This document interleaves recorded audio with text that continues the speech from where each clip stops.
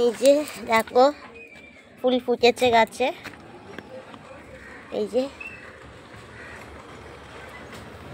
হলুদ কালার, এটা pink colour, লাল, আর একটা এই যে দেখো কত সুন্দর লাগছে ফুলগুলো। এদিকে হলুদ, এদিকে একটু গোলাপি, একটু লালচে কালার। মানে টাইমের সাথে সাথে নাকি ফুলগুলো বড় হয়। আমি এই টাইম ফুল কিন্তু ফার্স্ট টাইম দেখলাম। আর এগুলোতে মানে কড়ি ফুটেছে, এগুলোও ফুটবে। খুব সুন্দর লাগছে দেখতে। টপে বসালে আরো সুন্দর লাগছে, তাই না বল?